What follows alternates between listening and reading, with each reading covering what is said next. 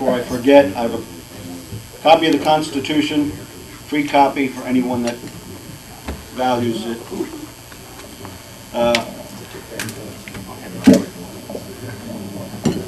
I might comment, this little book is the law of the land. Look how small. They passed NAFTA, North American Free Trade Agreement, 22,000 pages of regulations. My, how things have changed. Well, my platform is fundamentally different from all of my opponents, in that my platform is not my own, but rather that of the Founding Fathers.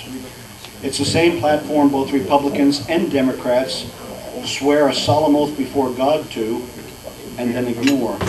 It's our sacred U.S. Constitution. The Constitution is the law of the land. As Mr. Grossman pointed out, governments are instituted among men to secure these rights deriving their just powers from the consent of the governed.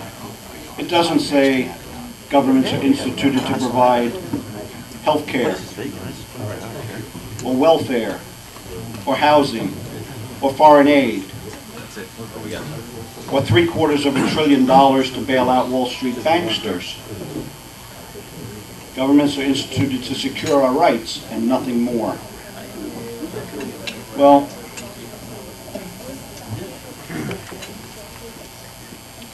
both Republicans and Democrats swear a solemn oath and then ignore it, and they're bankrupting the country. Foreign aid, bailouts, on and on about their spending. This group is pretty well informed. I don't have to belabor the issue of government spending being out of control. We're borrowing against the incomes of our children and grandchildren. Now, the Eighth Amendment is clear. It says, it talks about involuntary servitude. Involuntary servitude. Well, borrowing against the incomes of our children and grandchildren, that's putting them into involuntary servitude. That's committing them to bondage. And who are they going in bondage to? Well, who's our major creditor? Communist China. Communist China, who's killed perhaps 100 million of their own people. But they would be concerned about American citizens that are in bondage to them? I don't think so. The press of Atlantic City treats me as though I'm the invisible man. Though I've had a website up and running from the beginning, though I have as many yard signs as David Kurkowski, the Democrat challenger, though I'm totally upfront on all of the issues, though I have radio spots running, not quite yet out of Atlantic City, but this week, they treat me as the invisible man.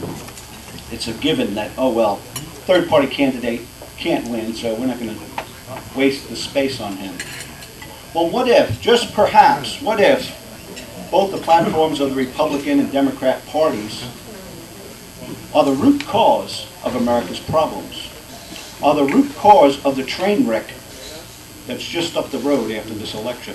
Our economy is going to collapse. The dollar is going to go into hyperinflation, and there'll be a big push to accept the Euro and the North American Union, for our own good, of course. And this is not by accident. This is contrived. 1913, Congress unconstitutionally transferred the authority to coin money and regulate its value to a group of private bankers, the Federal Reserve System. They've gradually taken us off of gold and silver and have essentially granted themselves a license to counterfeit. That authority needs to be taken back. Press, the morning after a debate that was held in Vineland, the press referred to me as combative, as looking to pick a fight, as referring to Congress as spineless and wishing to join them, as though I also wish to become spineless. My exact words were,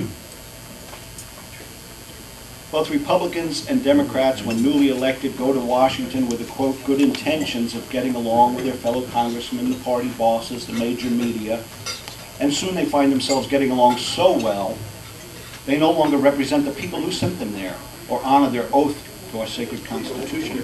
Well, if I go to Washington, by God's grace, get elected, I'm not going there to get along. If anything, I'm going there to pick a fight. Every time I see our Constitution not being strictly adhered to, I expect to be a very busy congressman. So the Press of Atlantic City has an agenda. As do most of the other papers, the smaller papers, a little less of an agenda. But the agenda is, well, it's the same lie. It's the lesser of two evils. Well, we need to vote for Lobiando because otherwise Kurkowski will get in, or vice versa. Or we need to vote for McCain, otherwise Obama will get in. Or we need to vote for Obama, otherwise McCain will get in. Forget about Chuck Baldwin, Constitution Party candidate for president. First thing Chuck Baldwin would do, he would immediately secure our borders.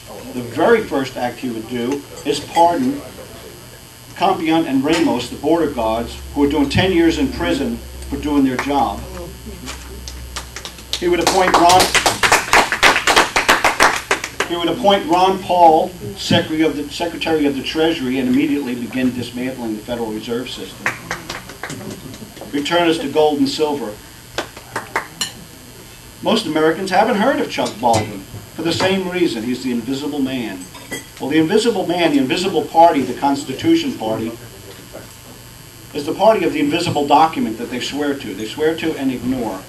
And we have the solution. And it's not our opinion. It's the opinion of people, men far wiser than any of us. It's the Founding Fathers. It's the document that made America great to begin with. The essence of freedom and prosperity is the proper limitation of government. Not no government. Some government is necessary to protect our rights, and that's all. That's all. Just protect our rights and get off our backs and out of our pockets.